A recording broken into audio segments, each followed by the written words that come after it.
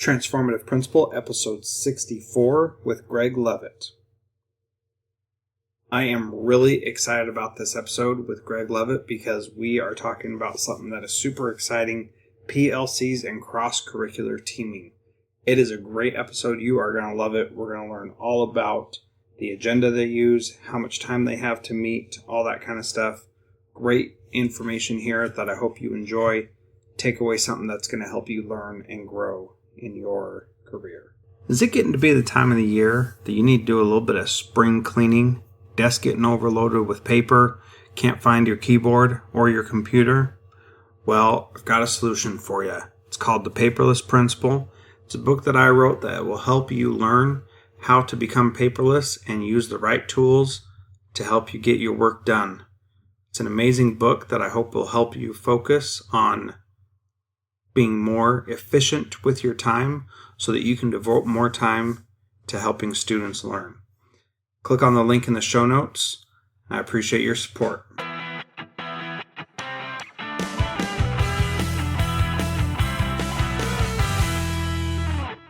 Thank you, Greg, for being on the podcast today. Would you like to start by telling who you are and where you're at and what you're doing and a little bit of background about yourself? Great. Thanks, Jethro. Good to be with you tonight. Appreciate the opportunity. My name, as you said, is Greg Leavitt. I am the principal of Draper Park Middle School in Canyon School District in Salt Lake City, Utah. And the Draper Park Middle School is in Draper, which is a nice sized community, probably around 30, 40, maybe 50,000 people along the Wasatch Front, south of Salt Lake, about 20 miles. Mm-hmm. And I started out as a math teacher in 1990 at a middle school, and then became a counselor for a few years, and then kind of got on the bandwagon of administration, and pretty soon found myself here. I've been a principal for 9 years, and one advantage of that, all the 9 years have been at one school, which has given me the opportunity to build some great collaborative groups and build a school the way I felt like we all feel like it can be built. It's not perfect, but I'm pleased with what we've done over the last 9 years and where we've come. So I don't know. That's kind of my introduction. Okay, that's great. So I've had the pleasure of working with you in a couple different capacities and learning from you, and you have long been an inspiration to me. And when I told your assistant principal, Jody, that I was doing this podcast, she said, well, you have to talk to Greg because he is an amazing leader who's very innovative, and he is just wonderful. And she is incredibly thrilled to be working for you and has learned a ton from you and is just grateful for the opportunity to suck up whatever she can from you. So there are a lot of things that you're doing right, and I think that's great, and it's easy to see what you're doing that's right. You spoke a little bit about building up the team and creating a group of people that can work well together. Do you want to talk first about how you created that team and how you built that team? Sure. But first, let me say Jody is a good soul. Her name's Jody Roberts, for those listening, and she's a good professional. I thank her for the recommendation, but as far as my accomplishments, she's overly kind. I will say this. I got in on the middle school movement as an assistant principal, and that was about I would say probably 1998, when a lot of middle school stuff started coming down, and middle schools started saying, at least from my perspective, I didn't hear much about it before then. Middle schools across the country started writing books like This We Believe and this is where we'll stand, and these kinds of things. Uh, and so when we started with collaborative teams of cross-curricular teams at Draper Park Middle School. And I have to clarify one thing. Draper Park Middle School is a new school. It's only 2 years old. It formerly was Crescent View Middle School, and I remained the principal when the new building was completed. So I would just say, when I first became principal, we started building teams, cross-curricular teams, which are common students with 4 subject areas: science, math, social studies, and language arts. The way I started is I picked one group of teachers that wanted to do it. And I remember that first time in my office explaining to them that this is a great opportunity to have common students and be able to have meetings and have cross-curricular events together, build relationships with students, make a big school look like a small school in their particular team, and feel like a small school, more importantly. And also just be able to cheerlead to the rest of the school. Well, over the years that grew, and pretty soon, our school, let me just say this, our school has, 1,550 students. So if it's not the largest, it's definitely one of the largest middle schools on the Wasatch Front. So basically we have now today 9 very highly functioning cross-curricular teams. 2 years after that, we started the professional learning community movement. And there's a lot of definitions out there in professional learning communities, but I followed the DeFore model, Rick DeFore model, of what that was really like, of pulling a team of teachers together that were subject level teams, not cross-curricular. So like 7th grade math, 8th grade math, 7th grade science, 6th grade science, whatever that is in your building. And I pulled those together, and in my school, it was 3 to 4 math teachers on one team, and it was subject level, and they basically answered 3 questions. And these are not my questions, but I think they're great questions, and they don't need to be. Starting a PLC doesn't need to be more difficult than this, because it's based on data and best practice, and that's driven around those 3 questions, which is, what do you want students to know? How are you going to know that they know it? And what are you going to do if they don't? And then there was a 4th question added to that later on. What are you going to do if they do?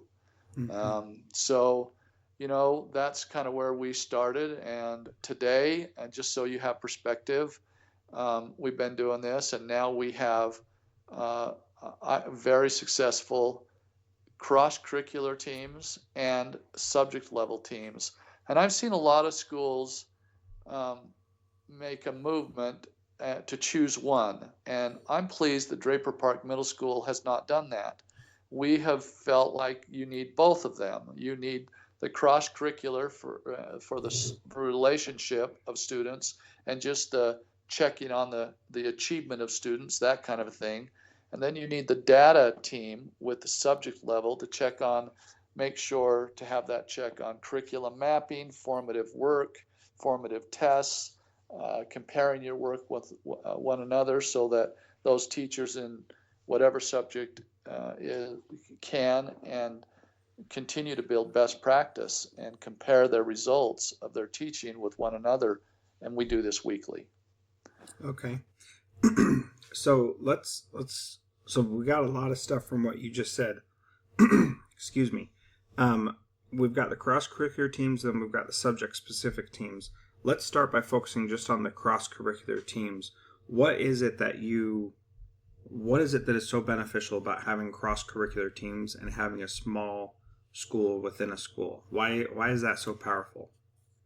Well, I think I can only describe it the way it looks in our school right now. Picture a group of 4 teachers getting together with data across the board that shows students either succeeding or not succeeding based on some type of spectrum, whether it's a color code or whether it's whatever it looks like in your particular situation. In ours, it's a group of teachers that compare student notes and are able to say, hey, Johnny is not only doing poorly in my class, he's doing poorly in your class also. What can we do to help Johnny make this happen? So it's really student centered, and it enhances achievement across the board because these students know that these teachers talk every week about them, and they can't get off the hook. They can't hide behind the mask of disorganization from teachers not knowing what other teachers are doing. The other thing that it does is, and so that right there breaks down that big school gap, right, where you're just a number. You're no longer a number. You're one of 150 kids on this team, and that's all the kids this team has to track, and they can talk to each other. They also have team meetings with parents. It's powerful to have 4 teachers communicate with a parent rather than just one. It's powerful to do recognition with these teams. So right now we have 9 teams in our school with 150 to 180 students on those teams in each grade, 3 and 6, 3 and 7, 3 and 8. And these teams have award assemblies every term. So they get their teams up there, they do a celebration, they have team goals, team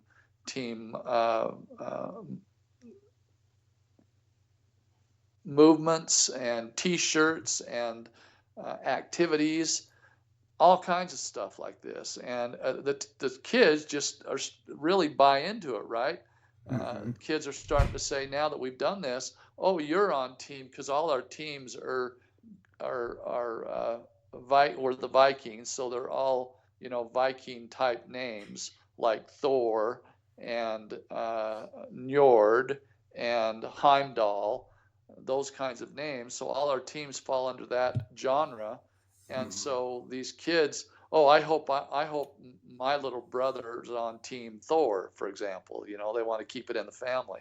Right. So the teachers and the parents and the kids have just really connected with this. I'll let you ask a question there if you want, but I can say more if you need me to. Good. You felt me wanting to ask something. So, you talked about some team meetings with parents and then a group of teachers working together to focus on the kid. What do those weekly meetings that they have together look like? Do you have a format for that, an agenda they go through, or is it left up to them to make that decision? No, that agenda is there. So they have a problem-solving log where they'll track the kids from week to week and assign that out. They talk about 4 things. They have 45 minutes to meet, and we're lucky. Because the Board of Education in Canyons District, and I must say that our school was the first one to approach the Board of Education in Canyons District and say we wanted this time, so we had what we call a late start on Friday mornings, where we're able to have teachers students not come in till 9:30, and that gives us 2 hours of meeting time. So our first meeting time is cross-curricular teaming, and we all meet in a common area, and the teams are all right there together, so that our counselors and our vice principals and our school psychologist and whoever wants to move from team to team to solve problems, right? They're not in their rooms, they're all right there together. And so there's some collegiality going right there, but they have that agenda, where that agenda is 4-fold. One, they talk about their cross-curricular activities, and they map out that cross-curricular. They talk about common vocabulary. They talk about problem solving with students, and they talk about team activities and team celebrations and those kinds of things. And that can be a short conversation, but there's times it can be longer when they're really gearing up for it. But since it only happens about every 3 months, every 2.5 months, it's not always a major conversation. But I will say on that there is weekly recognition that they have to turn into the office, where the office and administration can recognize students on a weekly basis, and each team is required to turn in, so many names based on a criteria for those students to be recognized. So there is still something to talk about every week on that part of the agenda. Okay. And what is the what does the common vocabulary look like? Tell me a little more about that. So what we find in cross-curricular teaming, and this is the most powerful way to connect curriculum, when you're pulling the vocabulary, when teachers start using the vocabulary in science and social studies and these, that we find that that's probably the best way for them to connect. And we also find that the students do, when teachers have a grid of the weekly vocabulary that's being used in all the classes. So they'll just put, science. Here's our main words that we're really focusing on in our unit. Social studies. Here's our main words. We find a lot of common vocabulary there, root words, whatever. And when they're discussing their weekly units, because they have that grid in front of them, teachers can say, "Oh, well, we're talking about this, but I know that you're talking about these kinds of vocabulary words in social studies, and there's a connection here." And so that's how that works. Cool. I like that idea a lot. What does the student problem solving look like? You said there's a log for that, and they keep track of it. Tell me a little more about that. That's it's not bad, but sometimes good teachers like to talk about students, and sometimes they can probably talk about students too much. We don't want them to nag on the student and just continue to talk student laundry. We want them to solve the problem. And so basically we say, look, take 20 minutes to talk about your top student issues, but don't go over that. We need you to talk about other things too. And so make sure there's an assignment, make sure that you're not just talking to talk. If you're going to talk about it, define the problem, make sure that that someone's assigned to help solve the problem, and then what's the follow-up on that next meeting, or what's the follow-up on the student you talked about last meeting. So it's not, so that there is some forward movement in that and goals rather than just a nag session. Right. So how do you prevent that nag session? It's so easy. Nobody does it on purpose, but how do you keep them moving forward? I think some teachers are better than others, but some teams are better than others. I haven't found a perfect way, but what I do is have the teams turn in their notes to me, and I can tell when a team has spent too long on that part and haven't really gotten to the other parts. And so I just mentioned to that team, one of the things I do is have them end with the student discussion rather than start with it, because if they start with it, they seem to go longer. But if they know they only have 10 to 15 minutes at the end, then that kind of helps them at times. But, once you start trusting teachers, and you have good teachers doing this, and they start building a rapport with each other, it can start taking care of itself for the most part. But because they do turn in their notes to me, I'm able to monitor that a little bit. So reviewing meeting notes is something that I think a lot of principals expect to do. How do you actually process that? Tell me what your workflow is for getting notes, reviewing them, responding to them, and how do you make sure that you get that done every time there's a meeting? Well, one of the things I do is I make sure teachers know that they need to put their questions. There's a Mr. Leavitt part to the agenda. They need to put their questions towards the end of the agenda. So if they do have a question, I can quickly look through them. So there's 9 that come through a week. I look through those questions. If there's any, sometimes there's nothing. They don't have any questions. Mm-hmm. But if there is a question, I'm right there in the meeting. So a lot of times they just ask me right there, because I'm walking around listening, and I visit and just sit there and kind of listen to all team to the 9 teams right there.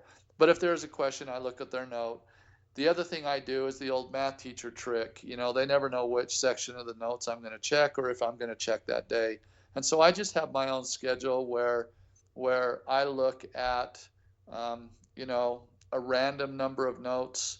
There's no way I do it all every week. I'm not going to purport that I do, but I'll say, look, I'm gonna spot check vocabulary on these 4 teams. I have 20 minutes. They're in an email. They're sent to me over Google Docs. I can just do it real quick.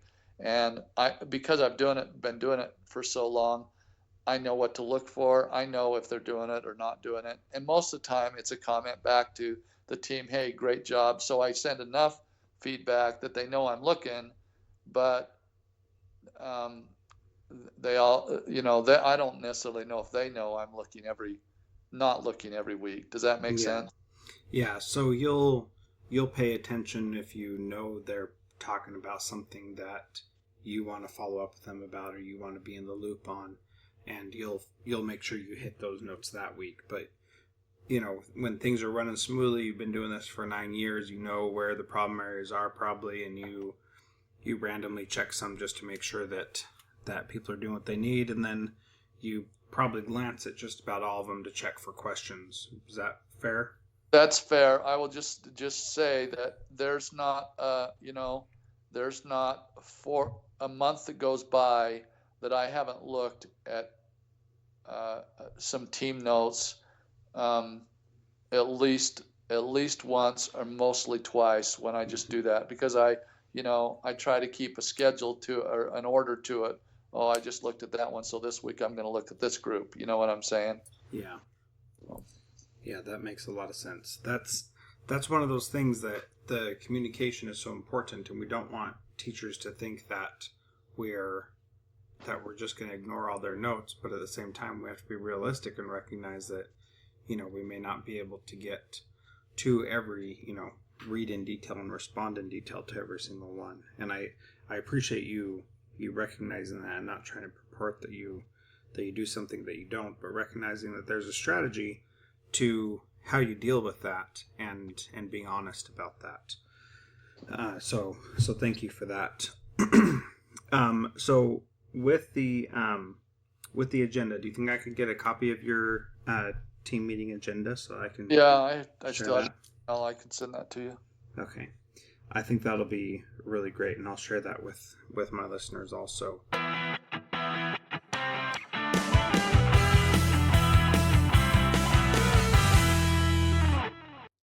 Thank you so much for downloading and listening to this podcast. Please subscribe in iTunes or Stitcher, and please feel free to give us a rating on Stitcher Radio or on iTunes so that we can help spread the word about how much we're learning in this podcast. Thank you so much for listening. You can find me on Twitter @Jethro Jones.